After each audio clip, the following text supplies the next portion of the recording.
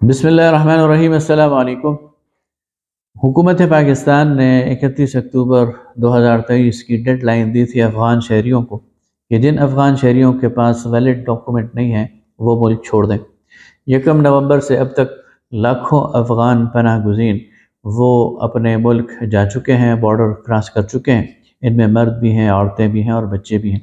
یہ ایک دکھ اور جدائی کا مقام بھی ہے اور فرحت کا مقام بھی ہے، خوشی کا مقام بھی ہے کہ اللہ تعالیٰ انہیں اپنے ملک جانے کی توفیق دے رہا ہے۔ اللہ تعالیٰ انہیں شاد اور آباد رکھے۔ 1979 میں جب روسی جارحیت کے نتیجے میں لاکھوں افغانوں نے پاکستان کی طرف رخ کیا تو پاکستانی قوم نے دونوں بازو کشادہ کر کے اپنے افغان بھائیوں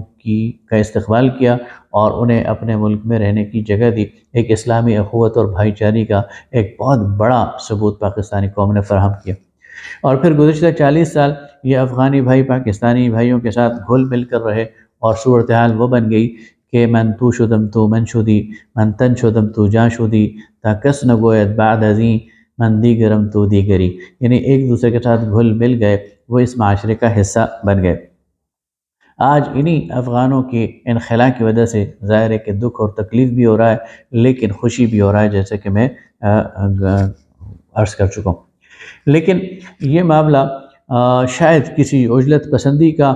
شکار ہو گیا ہے اور ایبرپٹلی کیا گیا ہے اور حکمت اور دانائی کے اصولوں کے خلاف ایک طرز عمل اختیار کیا گیا ہے۔ سب سے پہلی بات تو یہ ہے اور اصولی بات یہ ہے کہ ہم افغان شہریوں کی باعزت واپسی کا خیر مقدم کرتے ہیں اور یہ چاہتے ہیں کہ اللہ تعالیٰ انہیں ان کے لیے راستے کھولے اور وہ اپنے ملک میں شاد اور آباد رہیں۔ لیکن اس مسئلے کو بہت اچھے طریقے سے ٹیکل کیا جانا چاہیے تھا۔ حکومتی لیول پر مجھے نہیں معلوم کہ ان کو کیا اتنی جلدی تھی اور کس کا پریشر تھا کہ انہوں نے اچانک یہ فیصلہ کیا اور 1 مہینے کا الٹیمیٹم دیا اور 40 سال سے آباد لوگوں کو یہاں سے یک جنبش قلم رخصت ہونے کا حکم صادر کر دیا۔ اگر آپ نے ایسا کرنا ہی تھا تو اس کے لیے بہترین طریقہ یہ تھا کہ دونوں ممالک کے نمائندوں پر مشتمل ایک کمیشن بنایا جاتا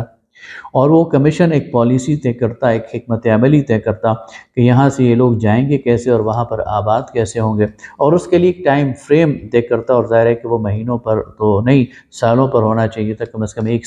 سال کا اس کا ٹائم فریم ہونا چاہیے تھا، اور اس کے نتیجے میں آہستہ آہستہ یہ لوگ یہاں سے جاتے اور وہاں آباد ہوتے تو یہ ایک اچھا اقدام ہوتا اور اس کا ایک اچھا میسج جاتا۔ لیکن بہرحال یہ ایک ایسا کام ہو گیا کہ جو ہمیں سمجھ نہیں آ رہی کہ اتنی جلدی اس کے لیے کیا تھی۔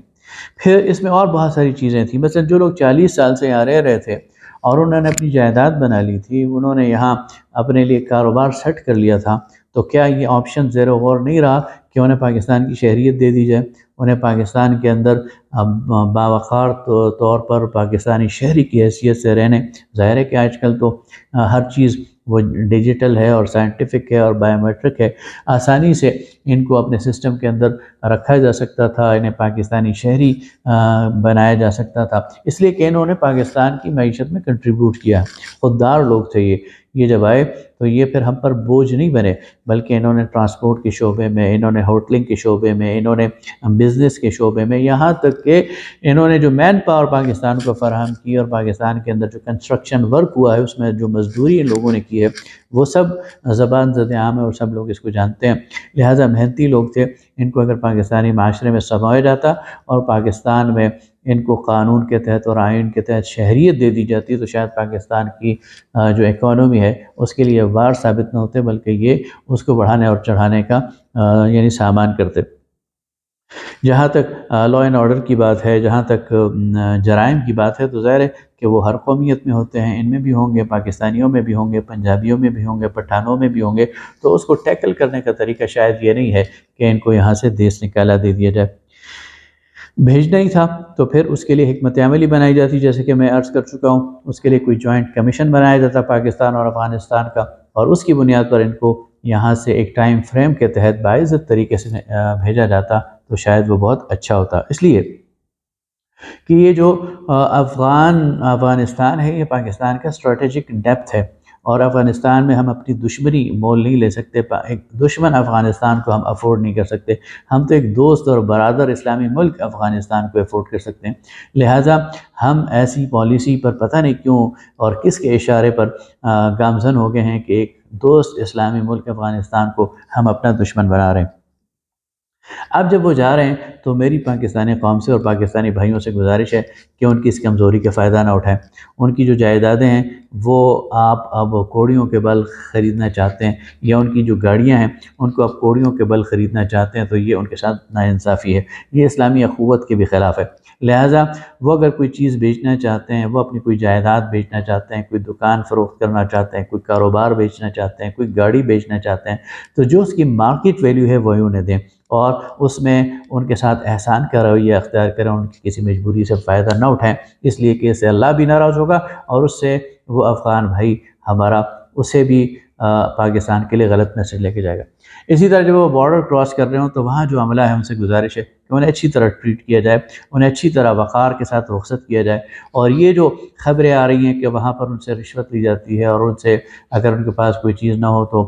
کوئی مثلا ڈاکومنٹ نہ ہو، کوئی کاغذ نہ ہو، کوئی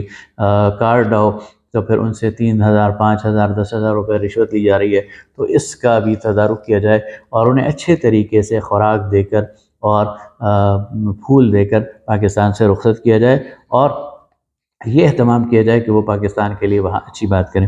میں اپنے افغان بھائیوں سے بھی گزارش کرتا ہوں کہ وہ 40 سال ہمارے ساتھ رہے، اور اس 40 سال میں پاکستانی قوم نے ان کے ساتھ بہت اچھا کیا ہے، اس لیے اس اچھائی کو وہ یاد رکھیں، پاکستانی قوم کی بھلائی کو وہ یاد رکھیں، اور اس حسن سلوک کا وہاں بھی چرچا کریں، اور اس آخری فیز میں اگر ان کے ساتھ کوئی زیادتی ہوئی ہے تو اسے نظر انداز کریں۔ ہماری خواہش یہ ہے اللہ تعالیٰ انہیں آباد رکھے، اور ہم یہ سمجھتے ہیں اللہ تعالیٰ کی زمین وسیع ہے، وہ جہاں بھی جائیں گے اللہ تعالیٰ ان کے رزق میں، ان کے مال میں، ان کی جان میں برکت بھی دے گا، ان کے لیے آسانیاں پیدا کرے گا۔ بہت شکریہ۔